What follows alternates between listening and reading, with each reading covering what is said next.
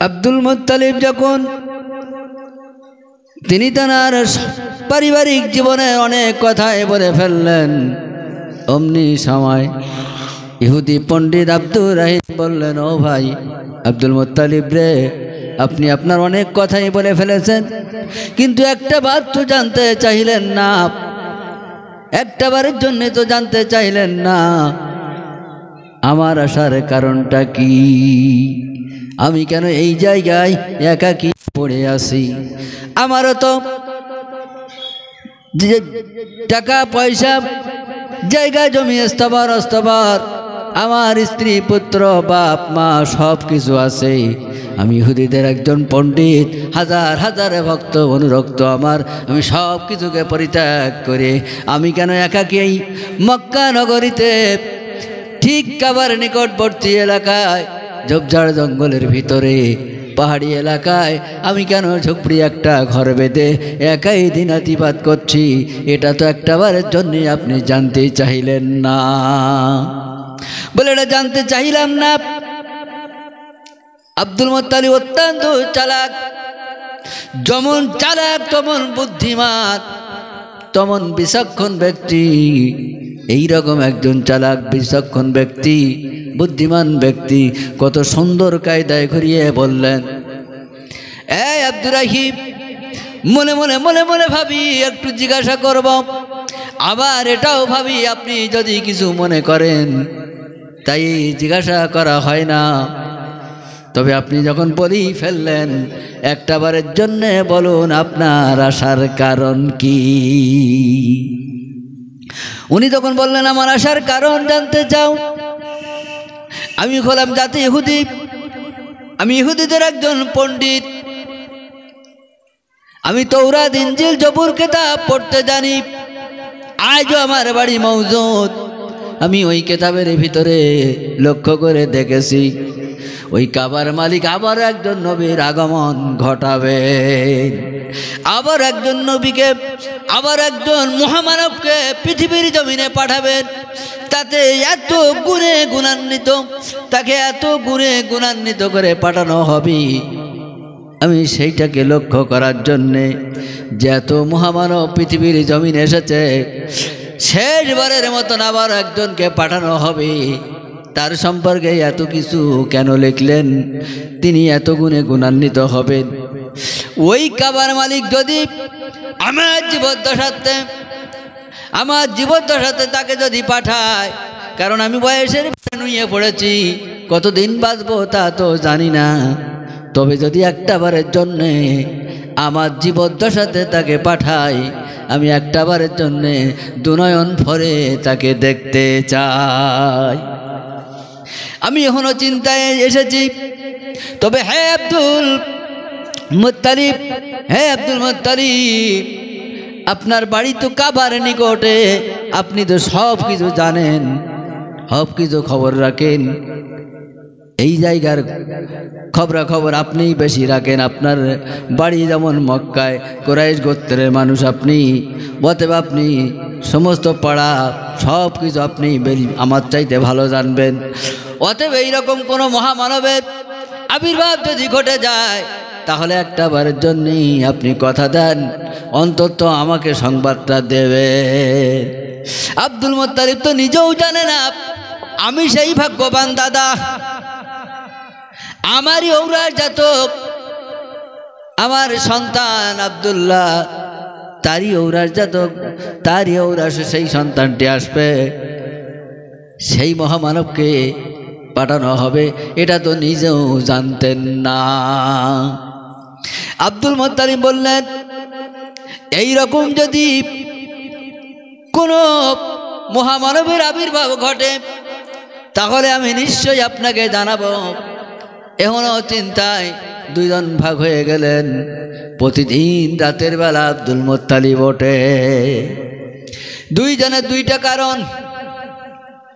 Abdul Muttalib প্রতিদিন যেমন ওঠে, আব্দুর রহিম তেমন রাতের বেলা ওঠে, দুইজনের দুইটা কারণ। কি কারণ একটা বার দেখুন, লক্ষ্য করুন। একজনের কারণ হলো, কবে কোন দিন না জানি সেই মহামানব পৃথিবীর জমিনে এসে যায়, আমার তো দেখা হবে না আমি যদি ঘুমিয়ে যাই। কারণ তিনি তো আগেই দেখেছেন, তৌরাত ইনজিল কিতাবের ভিতরে তিনি লক্ষ্য করে দেখেছেন, ওই মহামানবকে যেদিন পৃথিবীর জমিনে পাঠানো হবে, ওই দিন আল্লাহ পাক রব্বুল আলামিন আসমানটাকে নিচুতে নামিয়ে দেবে। তোরা বলুন না সুবহানাল্লাহ। তারই তাজিম করার জন্য আসমানটা নিচুতে নামিয়ে দেবে। পশ্চিম আকাশে একটা উজ্জ্বল তারকা উদিত হবে, তাম দুনিয়ার গাছপালাগুলো নিস্তব্ধ করে দেওয়া হবে।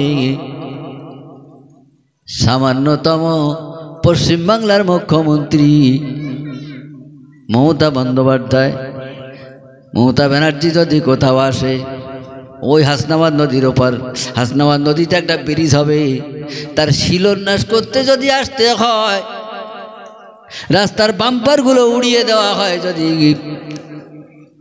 মাটি পথে আসে আর আকাশ পথে আসলে আলাদা, যদি জমিন পথে রাস্তা হয়ে আসে বাম্পারগুলো উড়িয়ে দেওয়া লাগবে। তার কারণ রাস্তার বাম্পার থাকলে চিফ মিনিস্টারের মাজায় লাগবে, ব্যথা হবে। তাই যদি উড়িয়ে দেওয়া লাগে, 100 হাত অন্তর অন্তর যদি পুলিশের পাহারা বসাতে হয়, আমার আপনার নেতা নবী, বিশ্ব নবী, আখিরি জামানার নবী, কলির কলকি, তামাম দুনিয়ার বাদশাহ করে যাকে পাঠানো হবে, যিনি নবী দিগের নবী, পয়গম্বর দিগের সরদার হয়ে পৃথিবীর জমিনে আসবে, এই নবীর জন্যে আল্লাহ পাক রব্বুল আলামিন তাহারি তাজিম অর্থে তামাম দুনিয়াখানায় নিস্তব্ধ করে দেবে।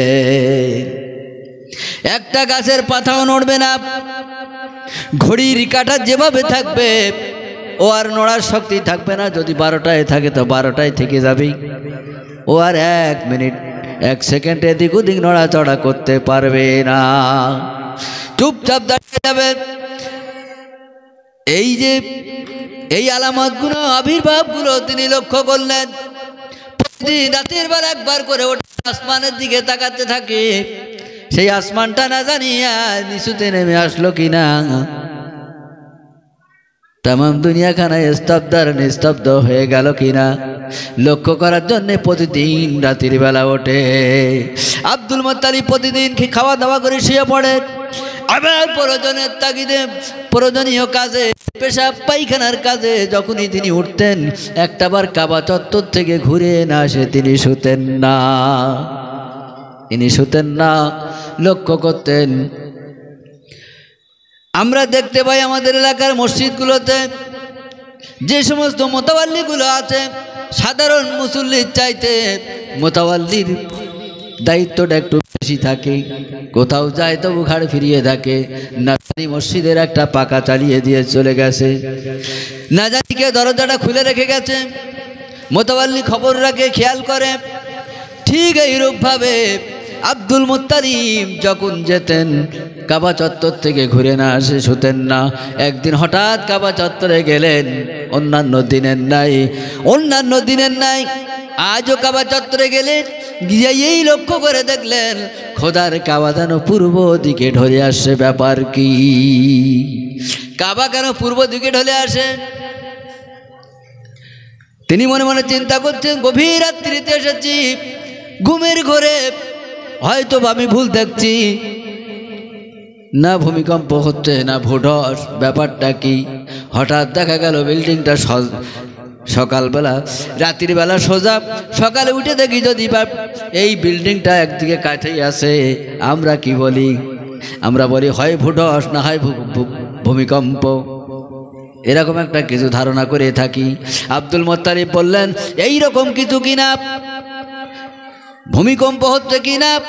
আমি আমার পায়ের তলার দিকে নজর করলাম, মাটিটা দেখলাম কম্পন সৃষ্টি নাই, কোনো কাঁপুনি ভাব নাই, মাটি তো স্থির আছে, ঠিকই আছে। তাহলে আমি এমনটি কেন দেখছি? এমন আমি দেখলাম কেন? রাত গভীর, কাবাটা তবাব করলেন 7 চক্করে পাক দিয়ে।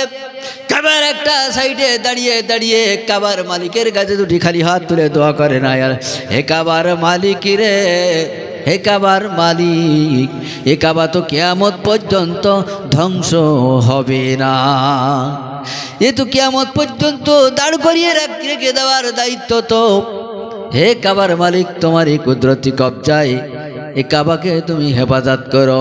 চলে আসলেন ঘরের ভিতরে যে শুয়েছেন, একবার ওঠে একবার বসে, একবার বাইরের দিকে তাকায়, আর কাটা কবুতরের মতন ছটফট ছটফট করতে শুরু করেছে।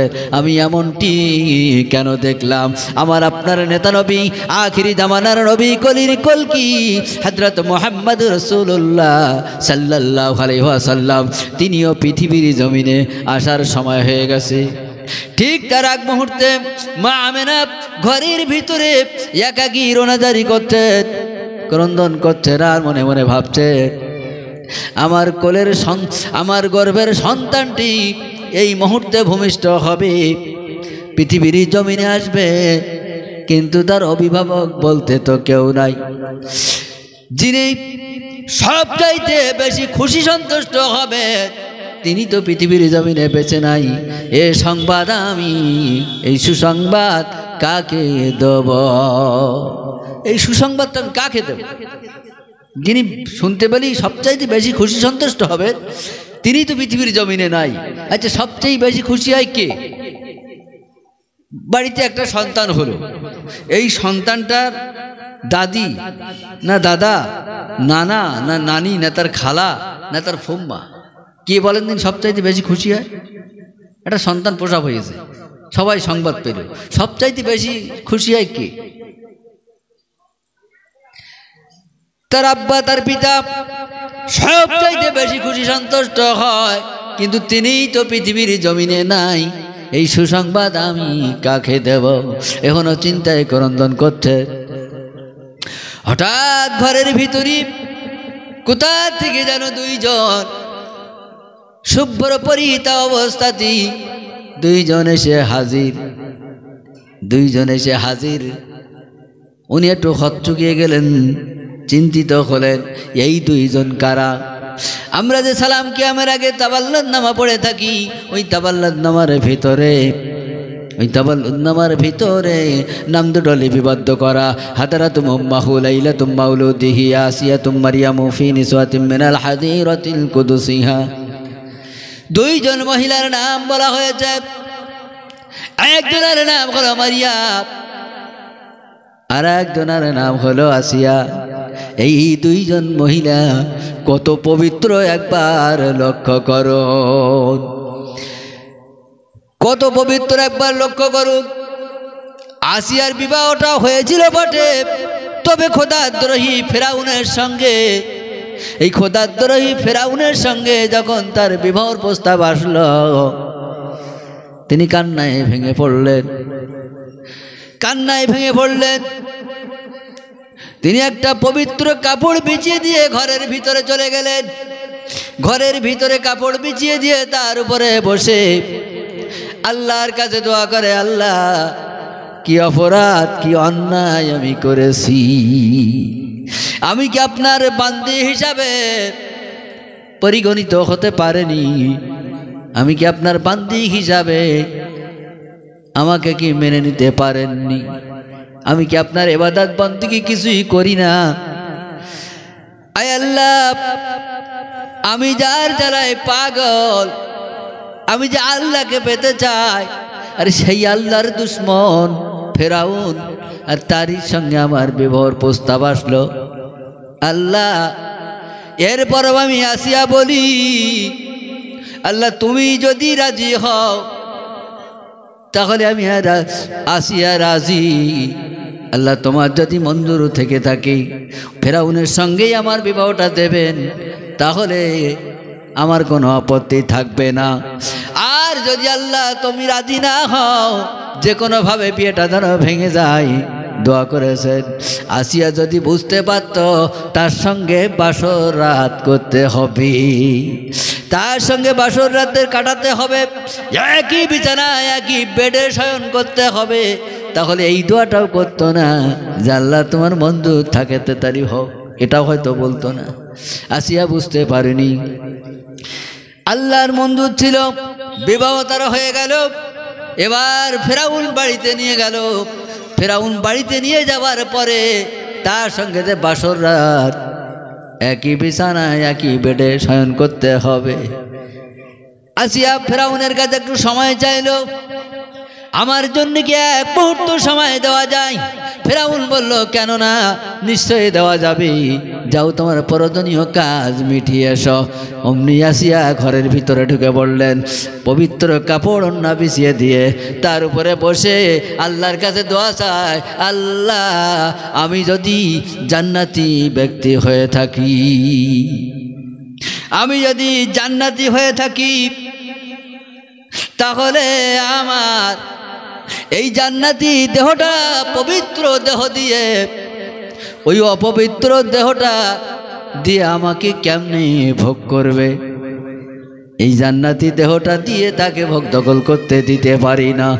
আল্লাহ যে কোনোভাবে আমি যেন ফেরাউনের হাত থেকে রেহাই পাই, ফেরাউন যেন আমাকে স্পর্শটাও পর্যন্ত করতে না পারে। আমি তার স্ত্রী, তার যাবতীয় সংসারী যাবতীয় কাজ সব করে দেব, তার হুকুম আমি সব পালন করব, কিন্তু সে যেন আমাকে ভোগ দখল করতে না পারে। আল্লাহ আমি তার হাত থেকে রেহাই পেতে চাই, সে যেন আমাকে স্পর্শটাও পর্যন্ত করতে না পারে। এত কান্না কাঁদলেন। আল্লাহ পাক রব্বুল আলামিন গাইবী আওয়াজ দিয়ে বললেন, এই রে আসিয়া, আর কেঁদো না রে আসিয়া, আর কেঁদো না, তোমার কান্না আমি আল্লাহ সহ্য করতে পারি না। আসিয়া আর কেঁদো না, তবে তুমি শুনে রেখে দাও, জেনে রেখে দাও, এই মুহূর্তে তার সঙ্গে যে কুদরতি খেলাটা আমি করব, তার সাক্ষী হিসাবে আমি আমার আসিয়া কি বানিয়ে রাখব। জোরে বলুন সুবহানাল্লাহ। আল্লাহুম্মা সাল্লি আলা সাইয়্যিদিনা মাওলানা মুহাম্মদ ওয়া আলা আলি সাইয়্যিদিনা মাওলানা মুহাম্মদ।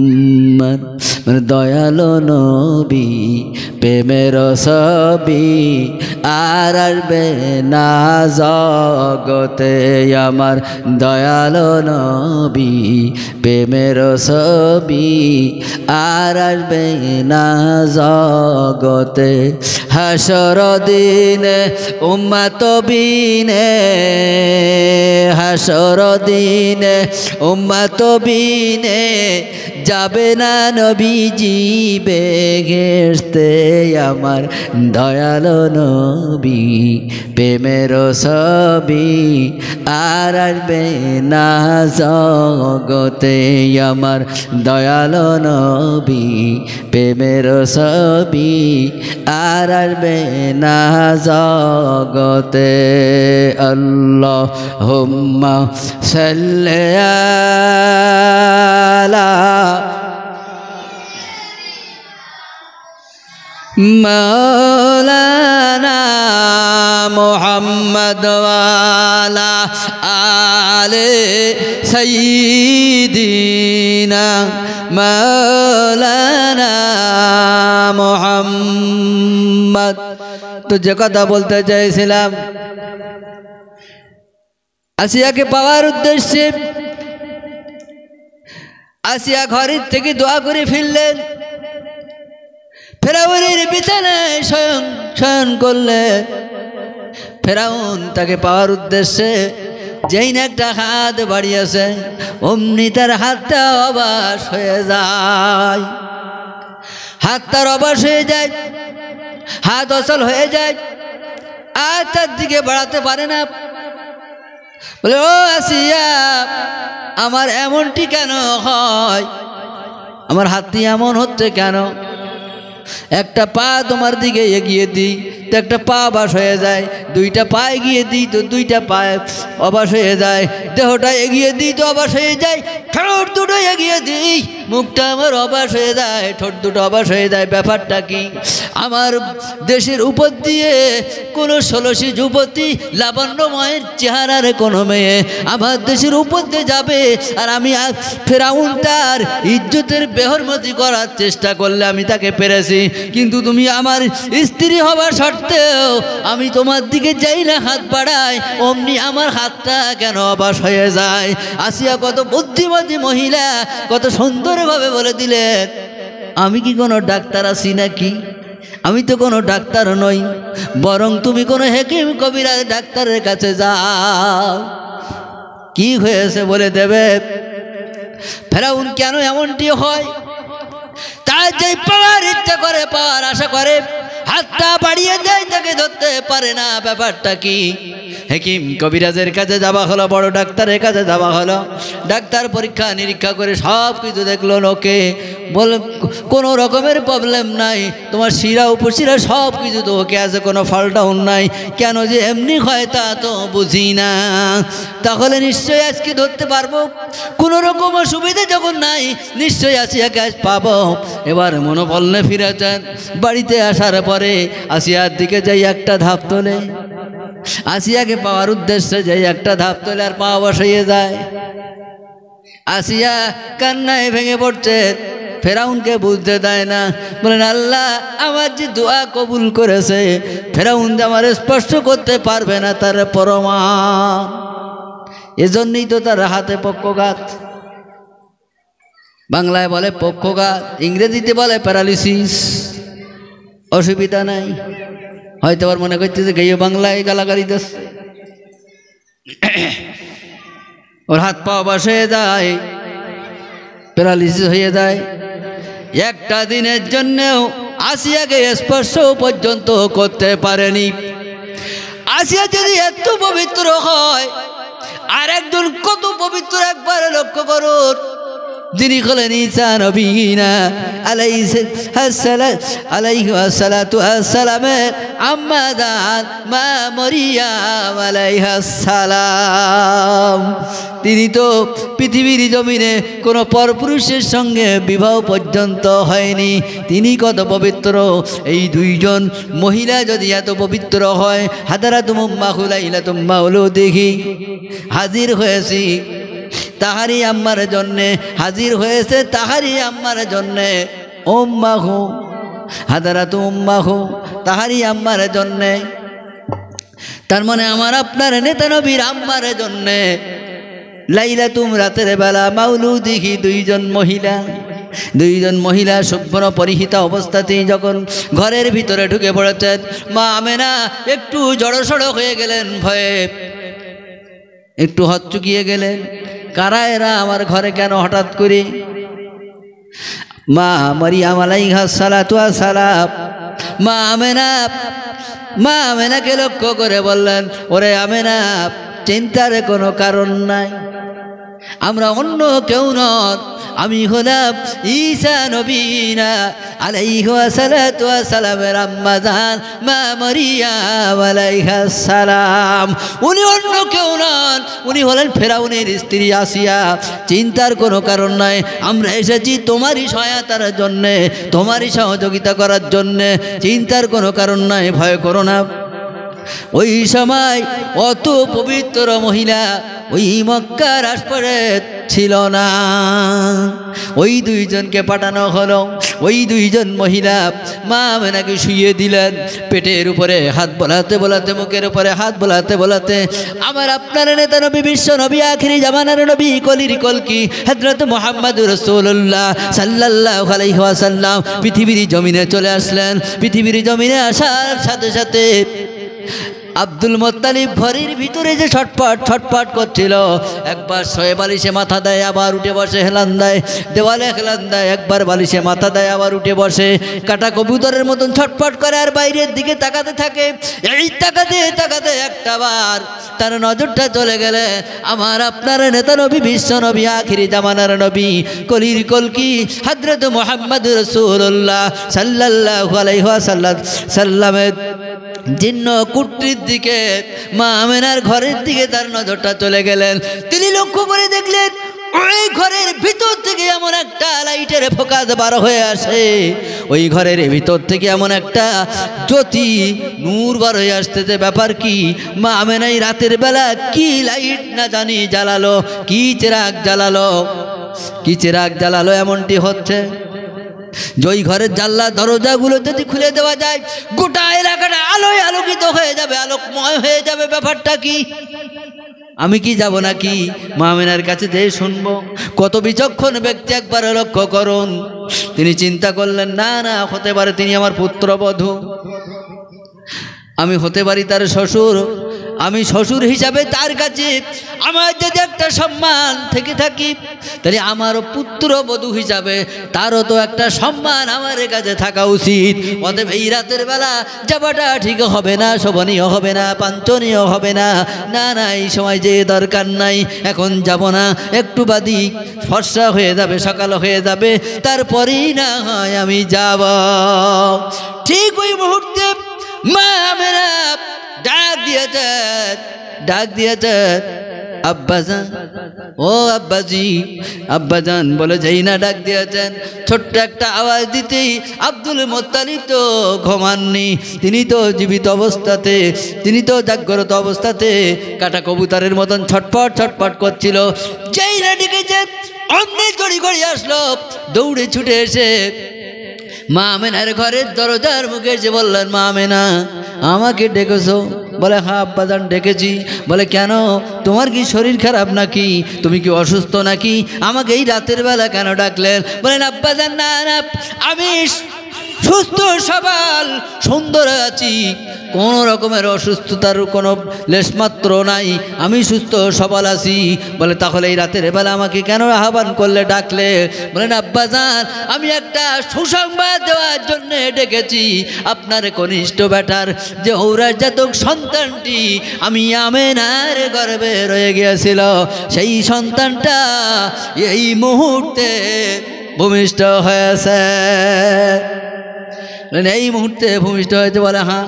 বলেন, আব্বাজান আপনি ঘরের ভিতরে আসুন। একটু রেগে গেলেন।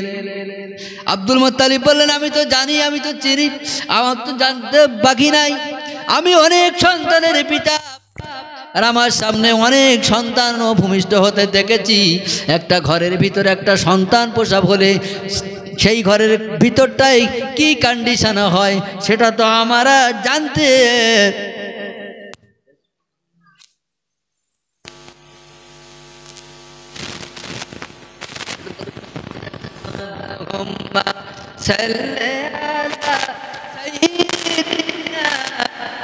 مولانا محمد وعلى آل سيدنا مولانا محمد اللهم صل على سيدنا مولانا محمد।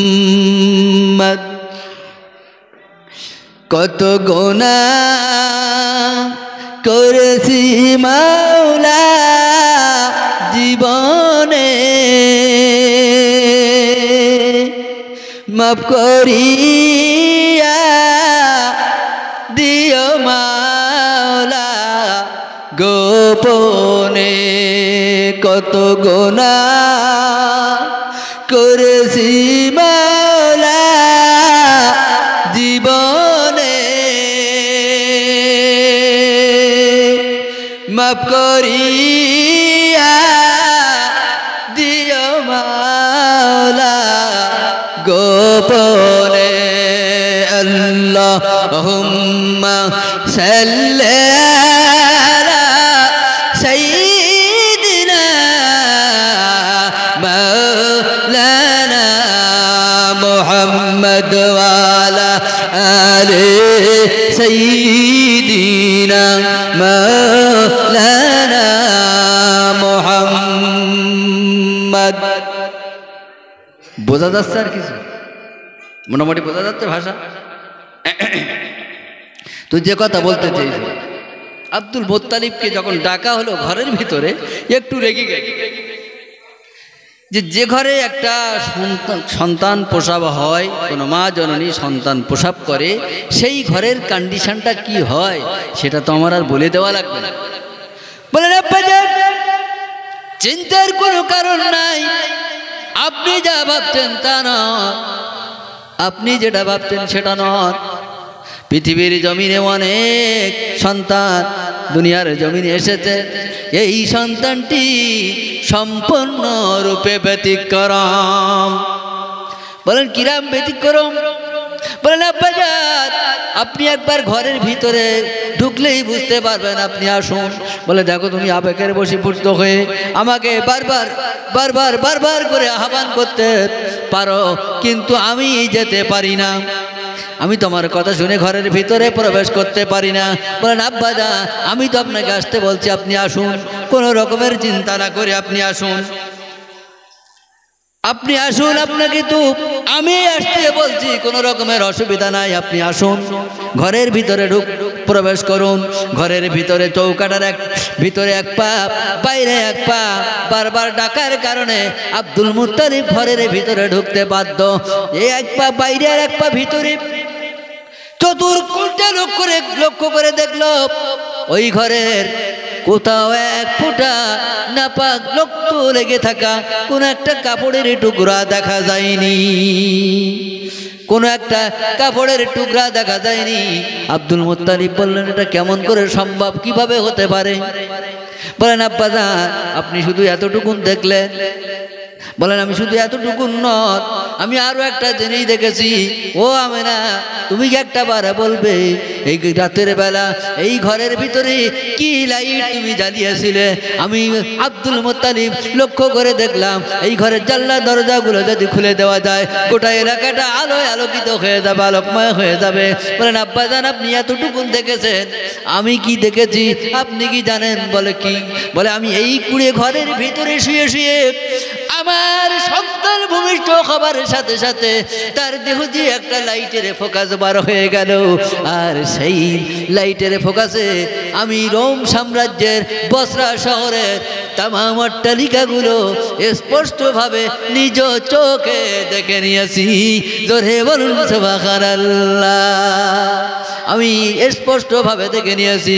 বলেন ও আমেনা, কোথায় আমার দাদু ভাই? ঘরের এক কোণে শোয়ানো, সুন্দর পবিত্র কাপড়ে আবৃত্তি করে শোয়ানো। মা আমেনা কোলে উঠিয়ে নিলেন, বললেন আমার দাদু ভাইকে একটু দেখাও। মুখটা যাই না আলগা করেছেন, অমনি আব্দুল মুত্তালিব বললেন, আমার তামাম মহব্বত, আমার তামাম নাতিপোতার উপর থেকে সব কিছু যেন ভুলে যেয়ে আমার তামাম মহব্বতটা আমার দাদু ভাইয়ের দিকে চলে গেছেন। জোরে বলুন সুবহানাল্লাহ। আমার কোলে একটু উঠিয়ে দাও, আমি তাকে একটু কাবা চত্বরে নিয়ে যেতে চাই, আমার কপালে আমার কোলে একটু উঠিয়ে দাও। মা আমেনা সুন্দর কাপড়ে আবৃত্তি করি আব্দুল মুত্তালিবের কোলে উঠিয়ে দিয়েছে।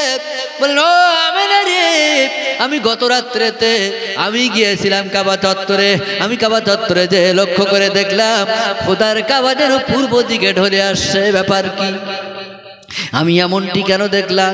আমি মনে মনে ভাবছিলাম মনে হয় ভূমিকম্প হচ্ছে, কিন্তু আমি আমার পায়ের দিকে লক্ষ্য করে দেখলাম না না, কোনো রকমের মাটির কম্পন সৃষ্টি নাই, কাঁপুনি ভাব নাই। এটা তো কোনো ভূমিকম্পের সঙ্গে সম্পর্কিত বিষয় নয়, বরং আমি আজকে আমার দাদু ভাইকে লক্ষ্য করে বুঝতে পারলাম খোদার কাবা পূর্ব দিকে ঢলে আসছে। আমার দাদু ভাইয়ের সঙ্গে দিদার করার জন্য খোদার কাবায় নিজে চলে আসছিল। আমি এখনই বুঝতে পারলাম, এজন্যই তো কবি লিখতে আসমানের লক্ষ্য তারার জোনাকে জ্বলেছে, আল্লাহ তাআলা রহমতেরই দোয়ার খুলেছে, আল্লাহ তাআলা রহমতেরই দোয়ার খুলেছে।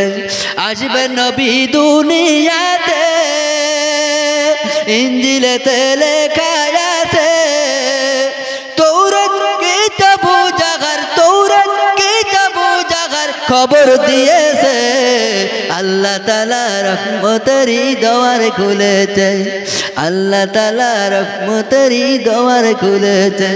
আসবে নবী দুনিয়াতে, ইনজিলেতে লেখা আছে, তৌরাত কিতাবু জাগার, তৌরাত কিতাবু জাগার খবর দিয়েছে, আল্লাহ তাআলা রহমতেরই দোয়ার খুলেছে।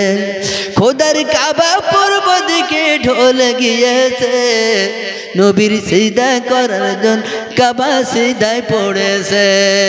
আল্লাহুম্মা সাল্লি আলা সাইয়্যিদিনা মাওলানা মুহাম্মদ ওয়া আলা আলি সাইয়্যিদিনা মাওলানা মুহাম্মদ।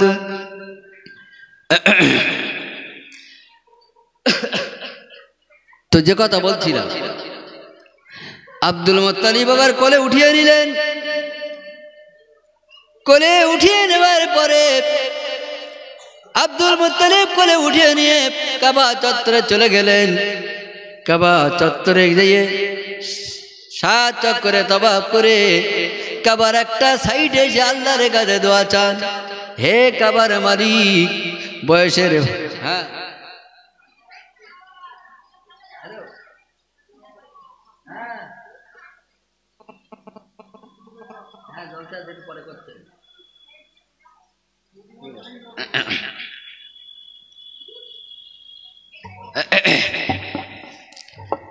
তো আব্দুল মুত্তালিব কাবার একটা সাইডে কাবা চত্বরে দাঁড়িয়ে আমার আপনার নেতা নবীকে এমনি ভাবে নিয়ে আল্লাহর কাছে দোয়া, দুটো হাত তুলে দোয়া চায়, হে কাবার মালিক, বয়সের ভারে তো আমি নিয়ে পড়েছি, কতদিন সাহারা হয়ে তার মাথার উপরে হাত রাখতে পারবো জানি না, অভিভাবক হিসাবে আমি ছিলাম কতদিন থাকবো তো জানি না, হে কাবার মালিক, আমার দাদু ভাইকে তোমারই কুদরতি কবজায় দিয়ে গেলাম, আমার দাদু ভাইয়ের হেফাজতের দায়িত্ব তোমারই কুদরতি কবজায় দিয়ে দিলাম। আমার আপনার নেতা নবীর আল্লাহর হাতে সুপর্দ করে দিলেন। দোয়া করার পরে ঘরেতে ফিরে এসেছেন। ফিরে এসে এবার মনে পড়ে যায় কার কথা, মা আমেনার কোলে উঠিয়ে দিলেন। দিয়েই তার মনে পড়ে গেল কার কথা, মনে আছে কার কথা বলছিলেন? সেই যে ইহুদি পণ্ডিত, তিনি অপেক্ষা করছেন কবে আব্দুল মুত্তালিব সংবাদ দেবে। এখনো চিন্তায় চিন্তিত হয়ে তিনিও প্রতিদিন রাতের বেলা ওঠে, একদিন রাতের বেলা উঠে লক্ষ্য করে দেখলেন তামাম দুনিয়ার গাছপালা কেন নিস্তব্ধ কেন, বাতাস বলতে দেখছি না কেন, কোনো গাছের পাতা নড়ে না, ব্যাপারটা কি? তিনি লক্ষ্য করলেন, আবারও লক্ষ্য করলেন আসমানের দিকে। তিনি তো দেখেছেন কিতাবের ভিতরে লিপিবদ্ধ করা, ওই আসমানটা আল্লাহ নিচুতি নামিয়ে দেবেন। মাথার উপরে নজর করে লক্ষ্য করে দেখলেন আসমানটাও নিচুতি নেমে এসেছে। বলে আরেকটা প্রমাণ বাকি, পশ্চিম আকাশে লক্ষ্য করে দেখলেন একটা উজ্জ্বল তারকা উদিত হয়েছে। নিশ্চয়ই সেই মহামানব তিনি পৃথিবীর জমিনে এসে গেছে, সেই মহামানব এসে গেছে। তো কাটা কবিতরের মতো ছটপট করছে, কোথায় গেলি তাকে পাবো, কে আমার সংবাদটা দেবে। এখনো চিন্তায় একবার ওঠে একবার বসে, একবার শুয়ে পড়ে। ইহুদি পণ্ডিত তিনি ঘরের ভিতরে ছটপট করছেন। আব্দুল মুত্তালিব তিনি কি করলেন, তিনি এবার মা আমেনার কাছে আমার আপনার নেতা নবীকে তার কোলে উঠিয়ে দিয়ে তিনি চললেন ইহুদি পণ্ডিতের বাড়িতে। তিনি দূর থেকে লক্ষ্য করে দেখলেন ইহুদি পণ্ডিতের ঘরের দরজাটা যেন খোলা। বুঝতে পারছি সব ইলুমিলু ভাব, মাথা টাথা সব এদিক ওদিক ঘুরোচ্ছে। আমি যেটা ওয়াজ করছি আমার দিক ধ্যান ধারণা নিচ্ছ, আমারও যেন ঠিক জুতি আসছে না, ব্যাপারটা কি আমি বুঝতে পারছি না।